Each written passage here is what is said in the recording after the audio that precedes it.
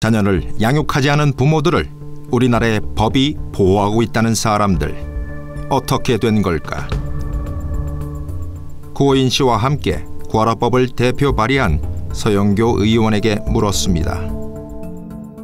아이가 세상을 떠났는데 이쪽 부모가 또 이쪽 부모하고 또 아이 재산을 놓고 다퉈야 된다? 세상에 있을 수가 없는 일이잖아요. 구하라 오빠가 구하라 엄마하고 구하라 재산을 놓고 다툰다. 있을 수가 없는 일이에요. 있을 수가 없는 일을 우리가 만들어 놓은 거예요. 그런데 대한민국 민법에는 부모는 아이를 양육하지 않았어도 아이가 죽으면서 남긴 재산을 상속받을 수 있는 권리가 있습니다. 현행법상 상속인의 결격 사유에 양육 의무를 명시하지 않은 탓에 자녀를 양육하지 않은 부모조차 유산을 상속받을 권리를 법이 보장해준 셈이 되었다는 겁니다. 따라서 상속인의 결격 사유에 부양 의무를 명시해 자녀를 양육하지 않은 부모들은 유산을 상속받지 못하도록 하자는 서영교 의원.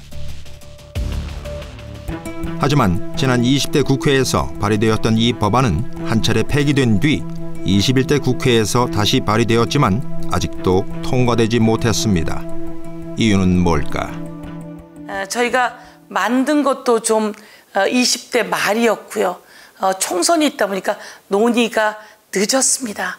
그래서 통과시킬 여유가 없었습니다. 그래서 21대 국회가 되었고 민법 개정안이잖아요. 이 민법은 아주 오랫동안 바뀌지 못해 왔습니다.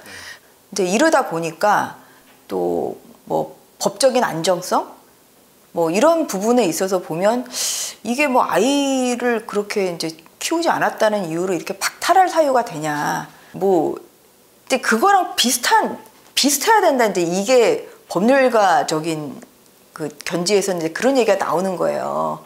이제 그러니까 이제 그게 좀 그 문턱을 이제 못 넘었던 것이죠. 사람과 사람 사이 지켜야 할 가장 기본적인 규칙 민법. 이 민법을 개정한다는 것 자체를 꺼리는 사람들이 있다는 겁니다. 하지만 소송을 직접 진행하며 법과 현실의 온도차를 여실히 느꼈다는 판사 출신의 전주혜 의원. 답답했던 게 뭐냐면 안 줄 수가 없는 거예요. 법률상으로는 뭐 이게 그냥 생모가 아이의 그 재산 상속인이 될 수밖에 없거든요. 저 신문기일 이제 잡으면서 뭐라고 막 그러냐면 아니 당신 아들이 그 이렇게 일찍 세상을 떠났는데 빚만 남았다면 당신이 나왔겠냐.